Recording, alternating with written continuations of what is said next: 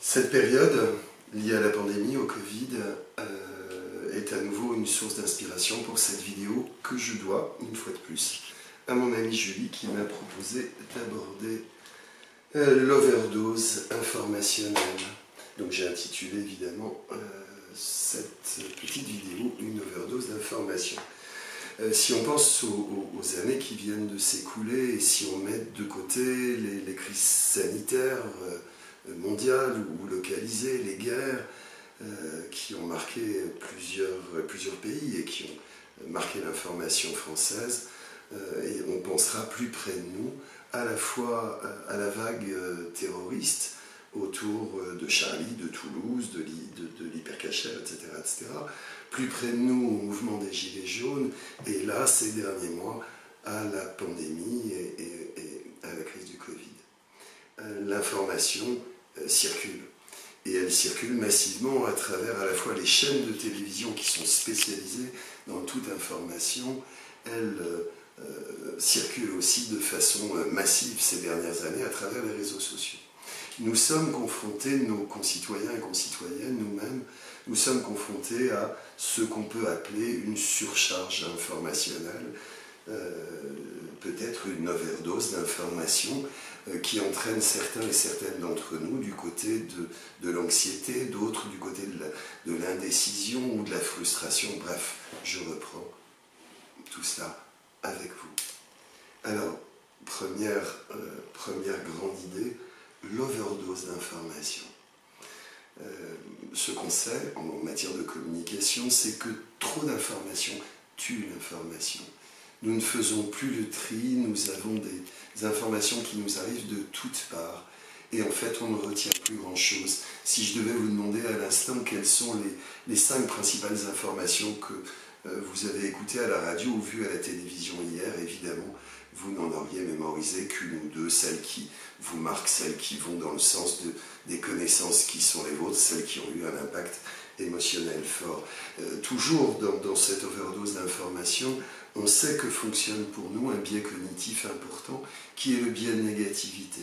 Nous sommes attirés par les informations négatives, celles qui nous mettent en état de vigilance, celles qui nous inquiètent.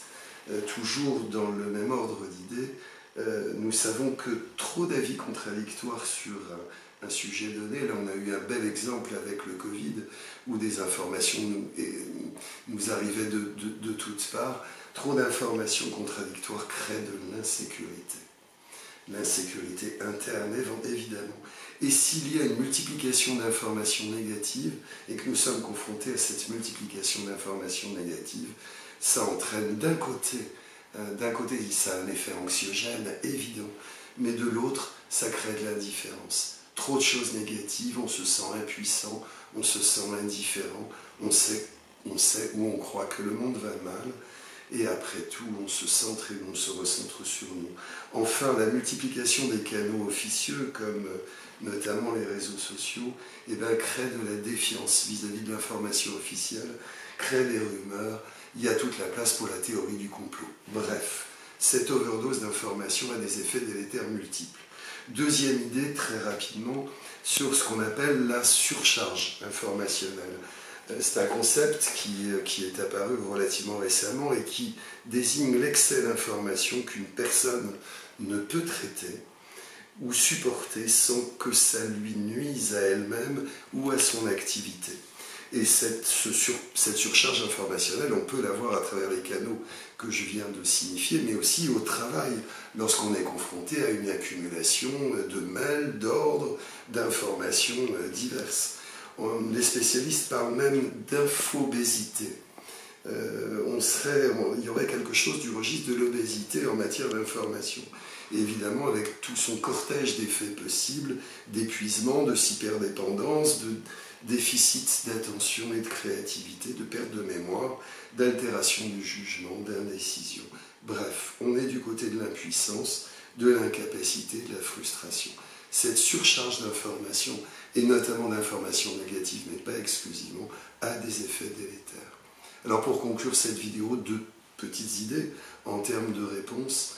Là-dessus, l'ensemble des spécialistes, des experts en communication ou des experts en matière de médias sont relativement unanimes, l'idée c'est de se limiter. Alors comment se limite-t-on en matière d'information? D'abord, on ne s'expose pas 24 heures sur 24 à la télévision ou à Internet. L'idée c'est de faire des pauses. L'idée c'est de se limiter dans le temps, des plages réservées à l'information et des plages où on se protège de cette information anxiogène. Et puis la deuxième idée aussi, c'est de se limiter en matière de canaux d'information. Il s'agit de sélectionner quelques sources d'information qui nous semblent pertinentes, qui nous semblent avoir du sens, et on arrête la déferlante d'informations contradictoires qui viennent de part et d'autre.